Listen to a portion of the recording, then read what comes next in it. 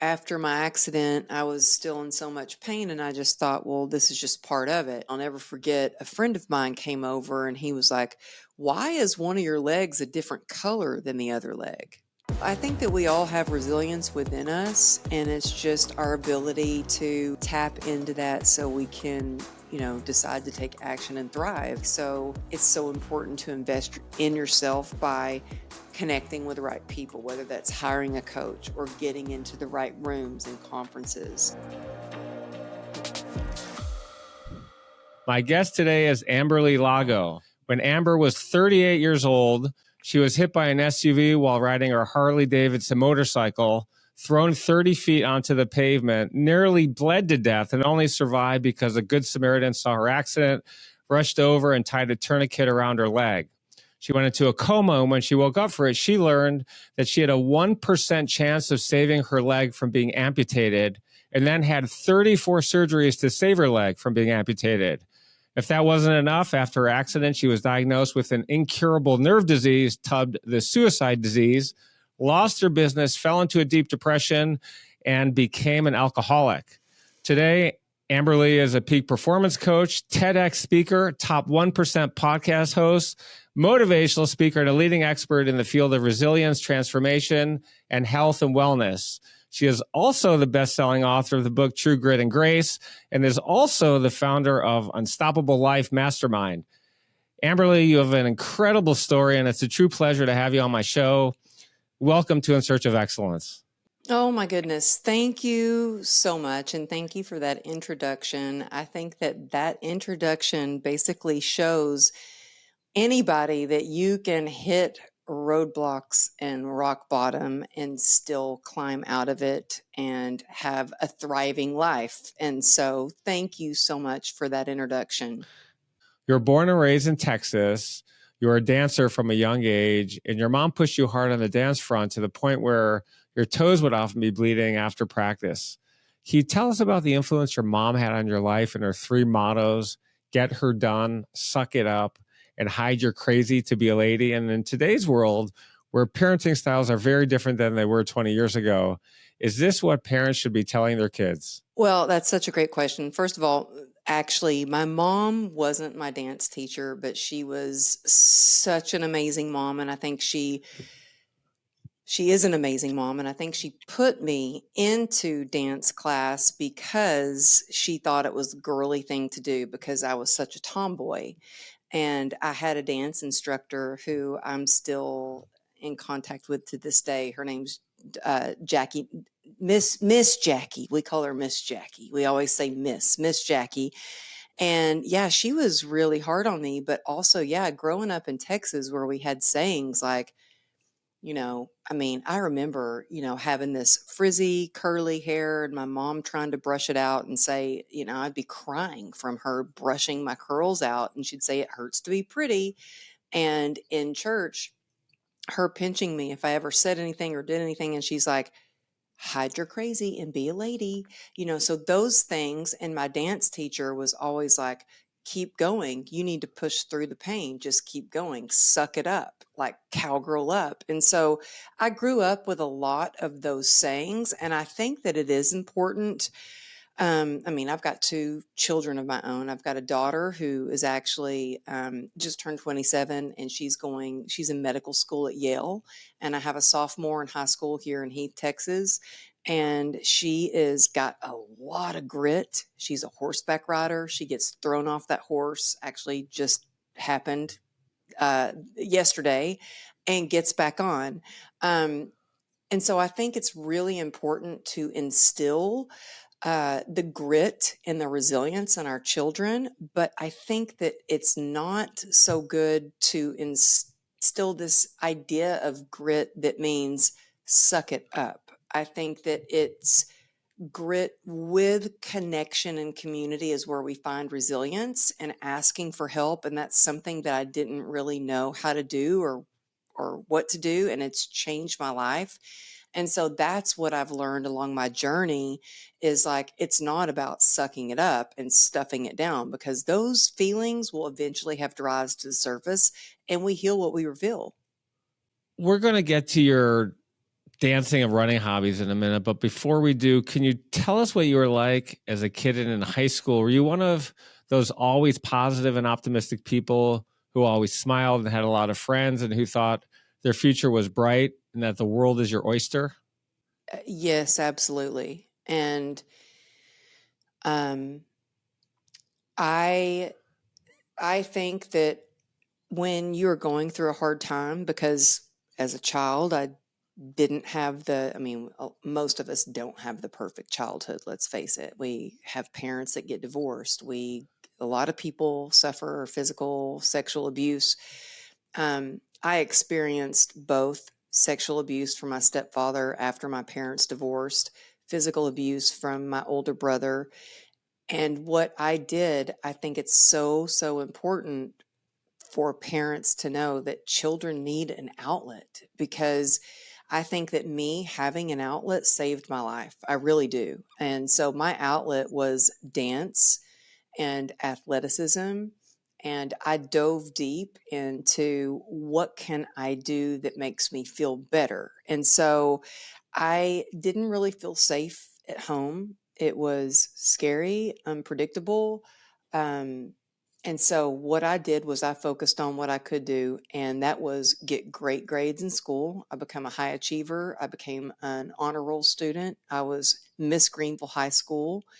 I was in the drill team. I choreographed for the drill team. I choreographed for a cappella. I choreographed for the drama team. I choreographed for, anything that had to do with anything about if they needed something choreographed, I was their girl. And not only for that, it was like other schools too. I became an entrepreneur, and I started um, coming up with dance routines that I could then sell to drill teams at other Texas schools, because drill team is huge in Texas. I don't know if any of y'all are listening or like, what is drill team?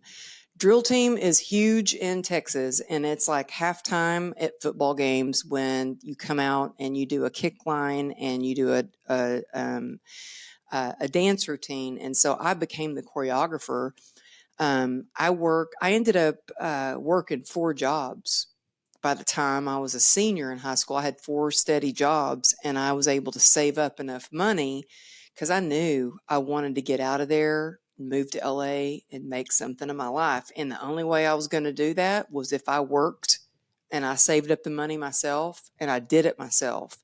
And so I think it's really important for us to listen to our children and be there for our children, but not enable them and not give them everything. Like, show the importance of working for something, which, you know what, Randall, I'm not so good at. Like, I got 2 daughters, and I'm like, man, I want them to have everything that I didn't have. I want to give it to them because I had to work so hard and I was so stressed out.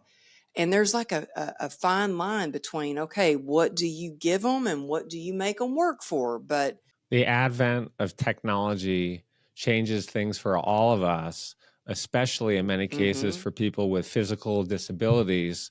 And the story that you just told is a great one. It happens in so many other areas of our lives as well.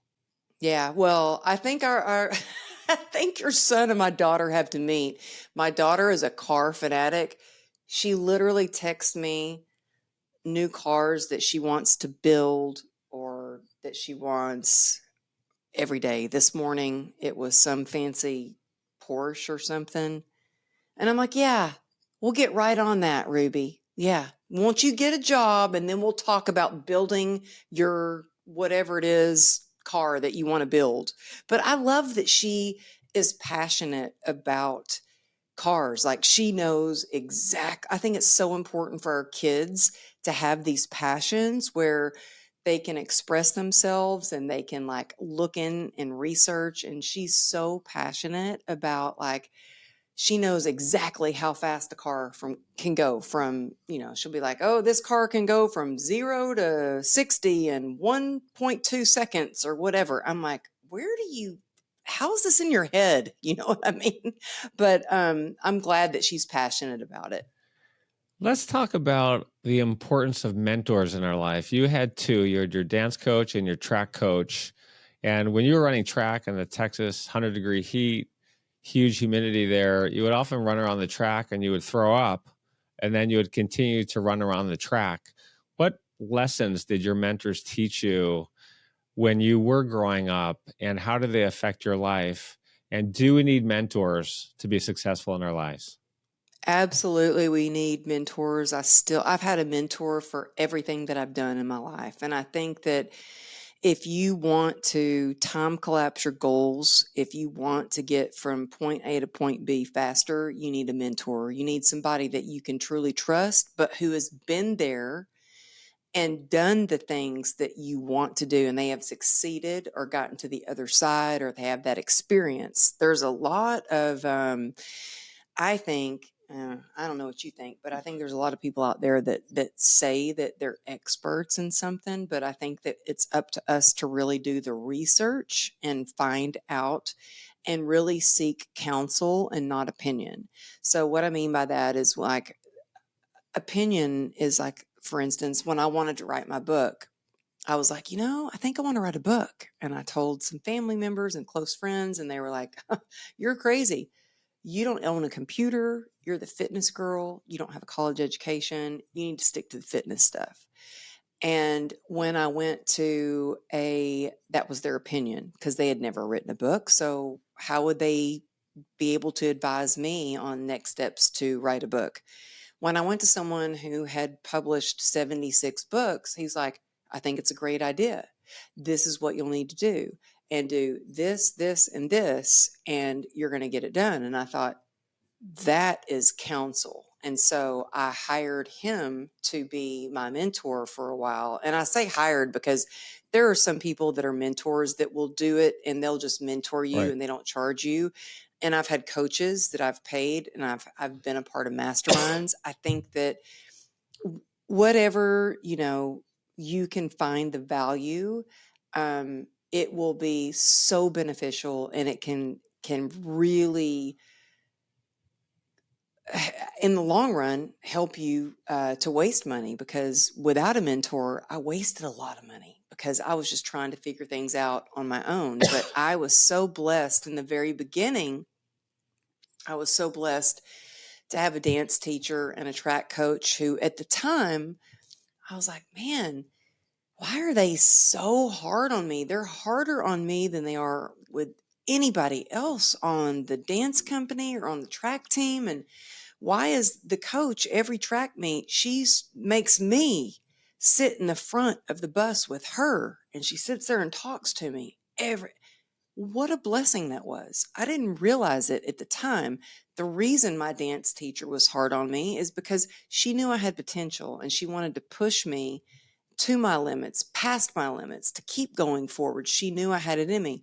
My track coach, she knew.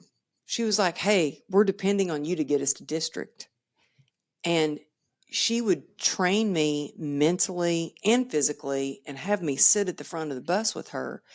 And at the time, I didn't realize just how blessed I was. Looking back, I know how blessed I was. And so now, to this day, when I have a mentor that's willing to take 10 minutes of their time with me and answer a question or hop on a call or give me some input or advice or make an introduction or connection, I know what a blessing that is. I think we all need mentors in our life.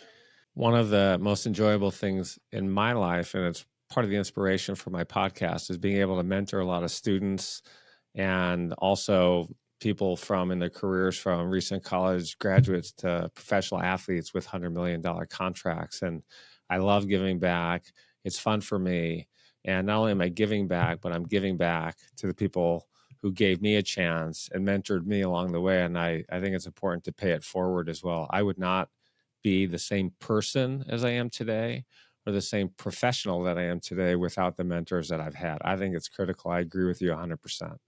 Oh, yeah, 100%. I think mentors are just, and you know what? That's why I love doing what I do. I would say I get to do some amazing things. Like, I am really blessed. Like, sometimes I go, wow, I can't believe I get paid to do some of the things that I do, like speaking all across the country at events where I'm like, I just love being there. But the thing that I love the most is getting to be a mentor and guide several women in my Unstoppable Life Mastermind, because I want to show them, hey, this is the mistake I did that cost me a lot of money. Don't do that. And this is what you can do that will help you get to point A to point B faster. And this is the connection that I can make for you. And just this past weekend, we had an in-person meetup where all these ladies gathered in my house, which was a big deal for my husband because he's very private and he doesn't like people over. But he knows how much I love these women. And he was like, I know you love these women. So of course, yeah, have them over. But when you can come together with like-minded people and you can have a mentor that can guide you, it is life-changing. It's career-changing. It's unbelievable. Are you looking for your next great gift to surprise a friend, colleague, or loved one? Bliss Beaches makes the perfect gift. This best-selling bright and beautiful coffee table book by Randall Kaplan features stunning drone photography from exotic beach locations around the world. It's the perfect housewarming gift, a great addition to any home or office, and a fun and creative alternative to bringing a bottle of wine to somebody's house for dinner. Bliss Beaches is available for purchase on Amazon, where it has glowing reviews and a 5-star rating. Get your next amazing gift and order a copy of Bliss Beaches by clicking the link in our show notes. For those people who don't know, and I didn't know this until probably 6 months ago, and I was invited to the first one, what is a mastermind? And are they all as cracked up as they say they are? The one that I went to promised a whole bunch of things, and it ended up for me being a couple of successful guys trying to sell investments to a large group of people. Oh, see, I am so glad you were bringing this up, because I've wasted a lot of money on some too. Like thousands and thousands of dollars. But and that's why I was what inspired is it? Tell our viewers and listeners what it is. Okay. So a mastermind is supposed to be a small group of like-minded people that help brainstorm, collaborate, and guide each other, and to really level up their life and their business.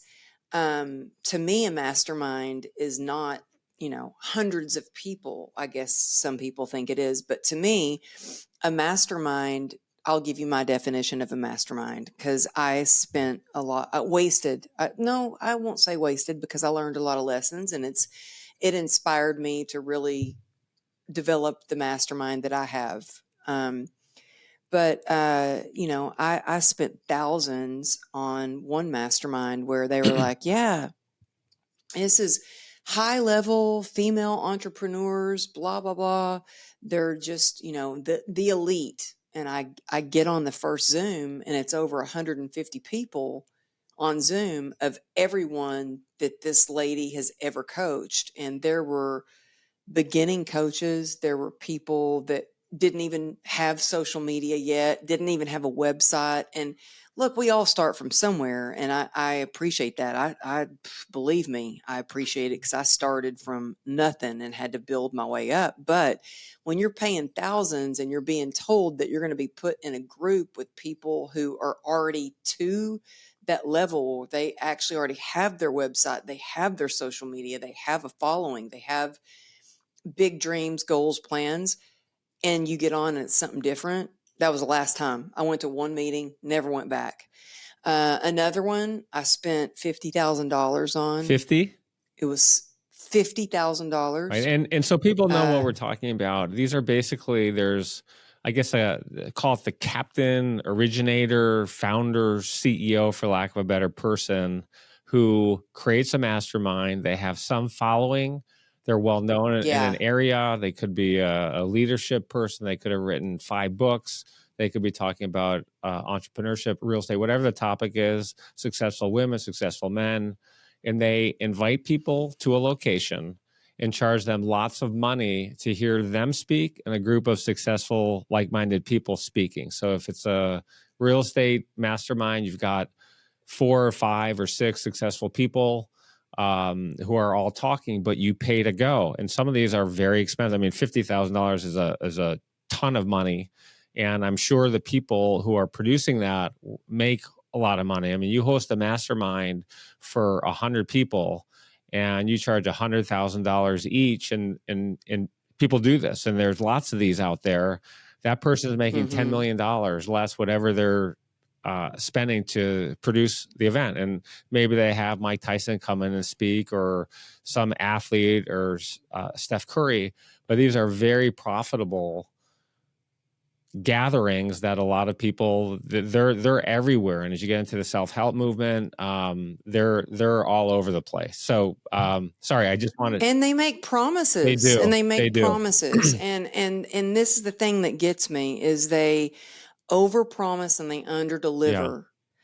Yeah. And so for me, the most important thing for me is integrity and honesty. Like, trust is a big thing. My name is like what I say. I've worked hard to build the brand that I have with the trust. And so I thought, when I have a mastermind, I'm not going to do that. Like, I just got off a call yesterday where I told the person, I was like, hey, yeah, you get your monthly coaching session and you get your weekly, Zoom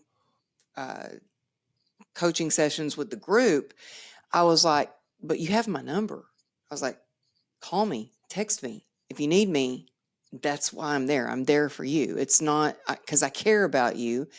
And so that was a big difference for me, is like, I want to be there for them, but then I also teach them, have experts come in, and then I put them on a stage and I shine the light on them. So I get them an opportunity to be seen on stage. So what's the name of your mastermind? How do they find it? And how much does it cost? It's called the Unstoppable Life Mastermind. And you can find it at, actually, you can go to truegritandgrace.com. You can find all of my events at amberlylago.com/events. But yeah, you can apply to be in the mastermind. And I actually like jump on a call with people to see if, how I can help, and if it's a good fit. And people are always so surprised when they're like, oh my gosh, it's really you getting on the call. And I'm like, well, yeah, because I want to see if you're a good fit, because we're going to be family. We're basically going to be together a whole lot. So I want to make sure our energy matches and it's a good fit. And so I have to tell you something funny.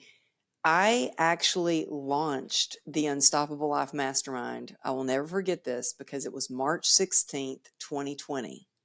And we were in LA, and being in LA, like the 14th, 15th, everybody was kind of going crazy in 2020 and like, oops, things are starting to close down. And it was my birthday on March 16th. And Johnny, my husband, was like, oh, well, I already called the restaurant and they're going to be open. And I said, Johnny, I think things are starting to close down. He goes, nope. I called them. It's confirmed. We're going to dinner. We were going to the Sunset Room, where Zuma is. Yeah. That love that place. Anyway, I wake up the next day. All the gyms are closed. All the restaurants are closed. And I was like, oh, I am launching something called the Unstoppable Life Mastermind, and the world has basically stopped. And my husband was like, you can't launch that. The world has shut down. And I was like, no, I'm not stopping. I'm launching it. And I did it. And it has grown and grown. And now we do bigger events annually. And so, there are ways to be unstoppable. And I think the secret to that is when you have a community that you can connect with, and you can come together with, and you can do it together.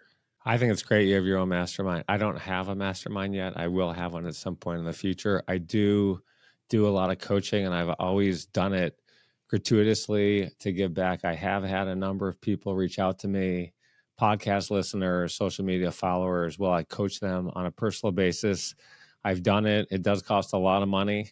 It's been worth it for all of my mentees, but I think it's great. It's another way to give back. I'm also going to be, similar to you, doing some paid corporate speaking starting in Q1 of next year that I'm super excited about, bringing my message to more people and helping corporations think about a new way to prepare and succeed. But we'll talk about that a little That's later. Yeah, I'm awesome. very excited about it. Thank Congratulations. That is Thank awesome. you.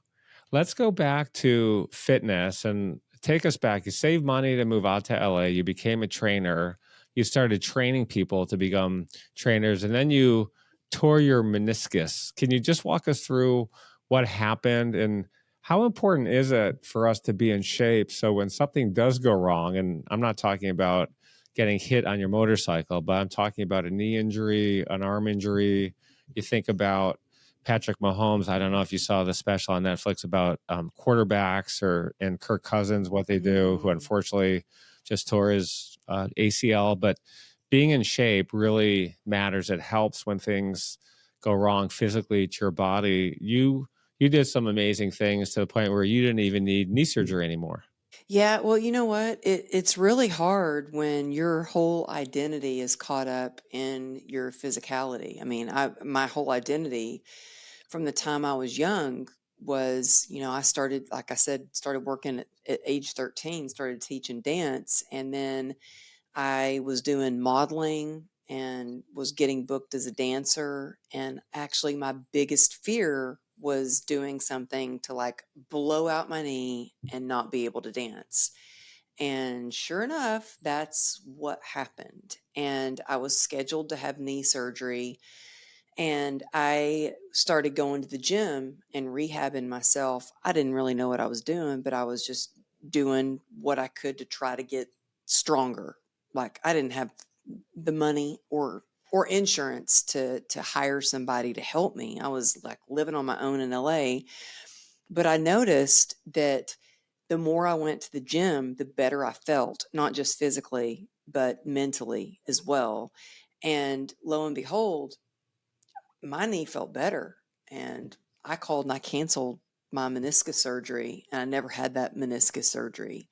And I thought, wow, if I can help myself and do this for me, imagine all the other people that I could help. And I think because I've always loved working with people. I've always loved helping people and started teaching dance at a young age. Then I thought, well, maybe I could get certified to be a trainer. And so I went to school, got certified to be a trainer, and I started training clients. And then I loved it so much. I thought, you know what? Other people can do this. Let me show other people how to do this. And so I started a whole 6-week training course where I did 6 weeks worth of training where I helped people understand everything they needed to know to get certified to be a trainer. And then 6 weeks of them shadowing me on the gym floor to learn how to be a trainer on the gym floor. And then 6 weeks of me teaching them how to run their business as a trainer. But also, I was able to pick from those people who took my course the best of the best that were taking the course. And I was like, oh, yeah, I for sure want Sid. I want Shannon. I want Greg. I want them to work for me because they are great trainers. They're great people. They're go-getters. And so by having this course and helping other people to become trainers, it was wonderful. And I could help people, get certified. But then I could also take the people that I felt were the best and I could use them, employ them to start working with me. And we built a team that way. You became a successful trainer. Things were going well. You're in LA for 20 years, enjoying yourself. Tell us about the day you were hit and thrown on your motorcycle, exactly what happened. And can you also tell us what you remembered at that exact moment about what your grandfather had told you many years earlier in your life as you were lying on the pavement, potentially facing death? Well, yeah, and in fact, actually, I remember leaving the gym. It was a holiday weekend, and my friend Tina, who I hadn't seen in years, and she just came to visit me here in Texas. And she was the last person that I saw as I was getting on my motorcycle. And I remember putting my helmet on, and she looked at me across the parking lot and she said, "Be careful." And I said, "Oh, I will." And I, jumped on my Harley and I'm cruising down Ventura Boulevard. And as a motorcyclist, you learn to drive defensively, meaning that you are looking to make sure that other people see you and so you can stay out of danger. And I remember seeing this one guy that was stopped, ready to make a left turn onto Ventura. And I thought, okay, he sees me. And then he punched it out of the driveway. And I thought, oh, wow, he doesn't see me. And it was too late. I didn't have any other choice but to just like try to let go of my clutch, try to jump off my bike. I was T-boned, thrown 30 feet, and I was sliding across the asphalt, which seemed like forever. And when I finally came to a stop, I looked down and my leg was just crumbled into pieces. I didn't realize it at the time, but the reason there was so much blood is my femoral artery was actually severed. And luckily, I had a guardian angel, a guy that came over and he made a tourniquet on my leg right away. He ripped off his belt and made a tourniquet on my leg. And people weren't rushing over to me though. They were looking at me. One lady fainted. And in that moment, I was screaming and I did not want to let go of my leg because I was afraid it would actually fall off of my body. I felt like my leggings were the only thing holding my leg on. And one of the first things I thought actually was, wow, this can't be good. I might have to train clients on crutches for a while. So even in this moment, I was like, okay, how am I going to keep working? Like, how am I going to train my clients? What am I going to do? And that was one of my first thoughts was I might have to train clients on crutches for a while. And then, rush to the hospital, put an induced coma, wake up from a coma, and I learned I've got a 1% chance of saving my leg from amputation. And I'm like, okay, well, great. There's a 1% chance. Then you're saying there's a chance. Then let's find a doctor who's going to take that 1% chance with me. Thanks for telling me there's a chance. And I asked for my phone. Like immediately when I got out of a coma, I asked for my phone because I was calling clients being transported from one ICU unit to another hospital. And I was on the phone with clients assuring them, hey, I might be in ICU right now, but I'm going to get out of here in third quarter. We are going to finish strong. Don't you worry. You know what I mean? It was like such a I don't know, if that's an entrepreneurial mindset or just freaking crazy or what, but those were the things going through my head was how can I keep my business running? Because to me, saving my leg, saving my business was just as important as saving my leg. And so I've come to some hard realizations of our health is the most important thing, and I had a good friend of mine tell me, she goes, Amberly, you push yourself so hard and your impact is only as strong as you are healthy. And that really got me. So now it's like, okay, I need to make sure I'm healthy. I'm taking care of myself mentally, spiritually, physically, so I can help other people and take care of other people. But I think also in that moment, being able to have a purpose and be of service to others when I was struggling through surgery after surgery, which seemed it ended up being 34 surgeries in total. That purpose is what helped me pull through some of the hardest times. Did you think as you were laying on that pavement and you saw all the blood that you may die? I didn't think I was going to die until, I was in extreme pain. I've had two babies with, I had my first child, not even a Tylenol, like all natural, Like my wife no did no that pain too. meds. My wife did that too. It's it's unbelievable. So I didn't feel it, but I saw it. I heard it. It was crazy. Yeah, and that was a piece of cake compared to the pain that I experienced laying in the middle of the road on Ventura Boulevard. And I did not really think I was going to die. I was like in such survival mode, I think. But when I thought I was going to die, actually, is when I got to the hospital and the ER room was completely chaotic. And my husband, being a cop, news travels fast in the police, the brotherhood and sisterhood of the police force. And so the whole ER was filled with cops. And I heard this crying like I'd never heard before. And I realized it was my husband. Now, he's a big, strong guy. I'd never seen him cry. And he was crying. And in that moment, I thought, oh my God, I think I might be dying. Yeah. And I yelled across the room. I said, honey, I need you to get over here and be strong for me. Because in that moment, I didn't know, like, if I was going to live, and I needed to know if I did not survive, that he was going to be able to pull it together for our 2 daughters. That's crazy. So you said before that you remembered as you were lying on the pavement something that your grandfather had said about a shovel. What was that?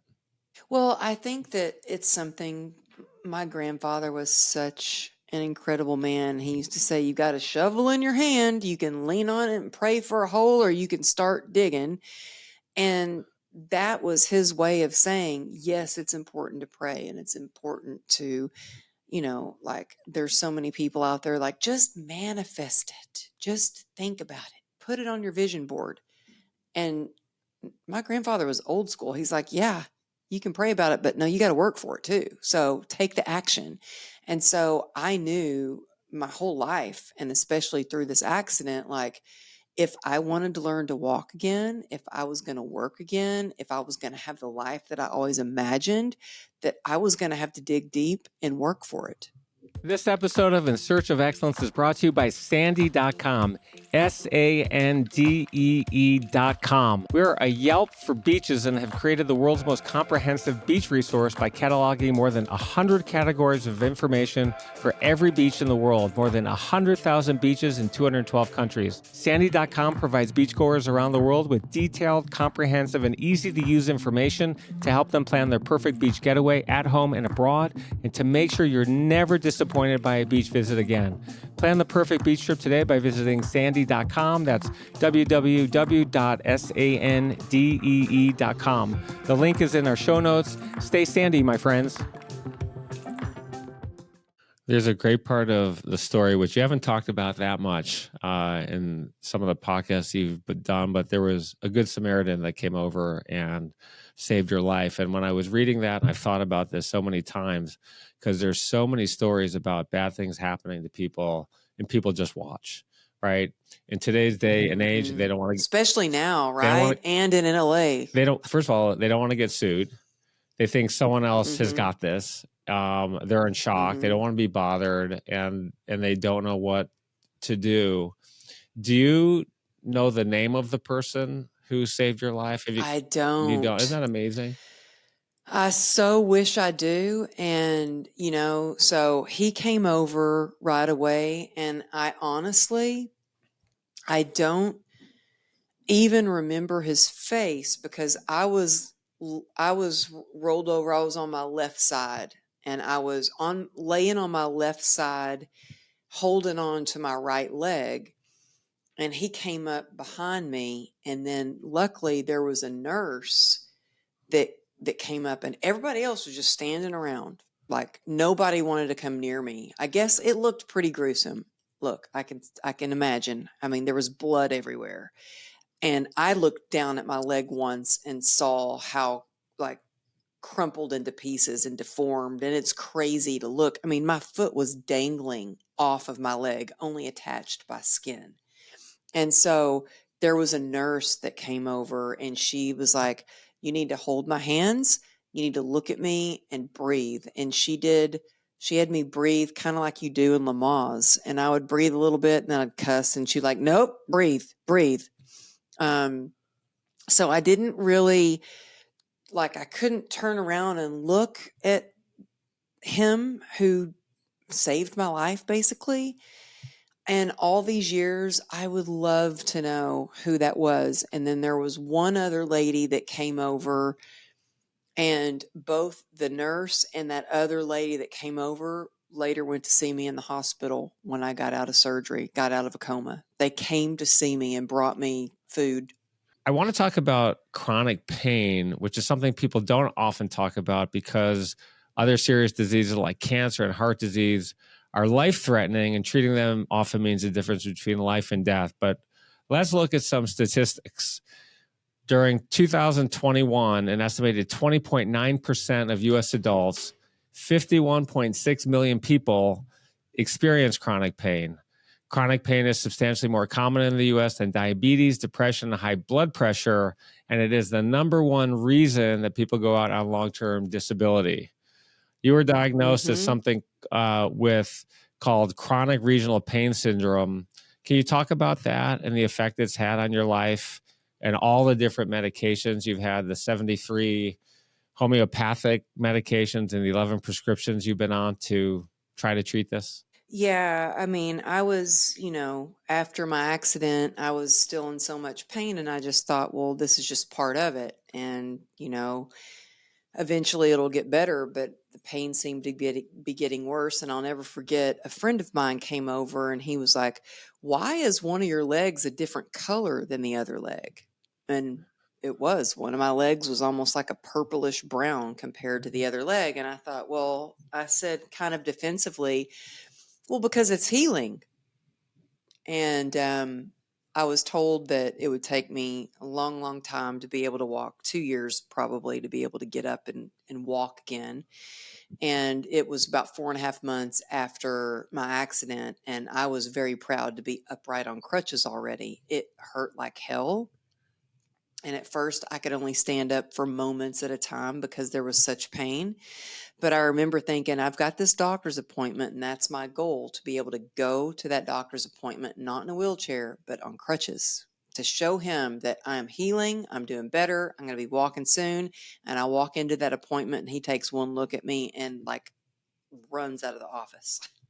And I looked at my husband, and I was like, well, that's not the reaction I was hoping for. And he comes back in and he examines me and he says, "You've got something very serious." And I was kind of like, well, yeah, I got hit by an SUV. And he goes, "No, you have an incurable nerve disease. It's called complex regional pain syndrome." Actually, back then it was called reflex sympathetic dystrophy, or RSD. Since then, they now call it CRPS. And I'm like, "Okay, well, what's that?" And he goes, "Well, it's a disease of your sympathetic nervous system. You're going to always be in pain for the rest of your life. There's no known cure. You are going to be permanently disabled. You are never going to walk again, never going to work again. You need to go home and get back in your wheelchair." And I was like, "Back in my wheelchair for how long?" And he's like, "Forever." And I felt like, this can't be right. This can't be my life. And I felt like I'd been kicked in the gut. And I remember crying all the way home. And when I got home, I did not get back in my wheelchair. Instead, I went straight to physical therapy. And my physical therapist was like, "Amberly, what are you doing here? You don't have an appointment today." And I said, "I know I don't, but I've just learned something. And if I want to have the life that I've always imagined, then I'm going to have to work harder than I've ever worked before." And I did not know how hard that was going to be, because it has been very difficult. I mean, yes, I was trying every kind of medical treatment, and still do, actually. I'm flying to Costa Rica next month to try a new medical treatment. Um, I tried everything, though: ketamine infusions, spinal stimulator, where they put metal leads into your back, spinal blocks, spinal radio frequency, which the side effect of that is you can be paralyzed. But I'm like, okay, what the hell? Living this constant chronic pain that's ranked highest on the pain scale, or risk, getting out of pain and being paralyzed. And I chose, let's risk being paralyzed to get out of this pain. That It bad. was that bad. Wow.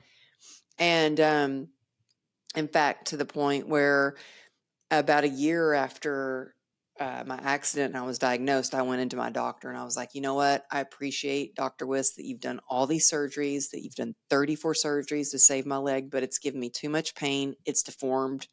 It doesn't work properly. It just leaves me in constant chronic pain. I hate it. We need to just cut it off." And he goes, "You can't do that. Like, It could make the nerve disease spread. It could make it worse. Like that's not a solution. And it was in that moment that everything changed, because I had to get in complete acceptance. Like, this is it. These are the cards I've been dealt, and it's up to me to figure out how to play the hell out of these cards. And so I had to change the way I ate, my mindset, the way I worked out, everything. I've had to change everything, from how I plan things, from whether I'm flying to go speak at an event. I can't just hop on a plane and go speak at an event and get there and go speak on stage and I've got all the energy. No, I have to get there the day before, let the nerve disease kind of calm down, and what it feels like. So people ask me what it feels like, and I actually don't even like to talk about what it feels like that often, because when I talk about it and I focus on it, it makes it worse, and I can actually start to feel it more. But I will tell you what it feels like is, it feels like, so I have CRPS in my right leg. Some people get it in their wrists. Some people get it in both legs. Some people get it full body. Luckily, mine has not spread anywhere except for my right leg, and it's mostly in my foot that has the least amount of damage. And what it feels like is, if you could imagine, like, to me, like a vice grip that is on my foot, and you're just cranking that vice grip, and you're just squeezing it tighter and tighter and tighter till it wants to implode, and like battery acid going through your veins. Thanks for listening to part 1 of my amazing conversation with Amberly Lago. Be sure to tune in next week to part 2 of my awesome conversation with Amberly.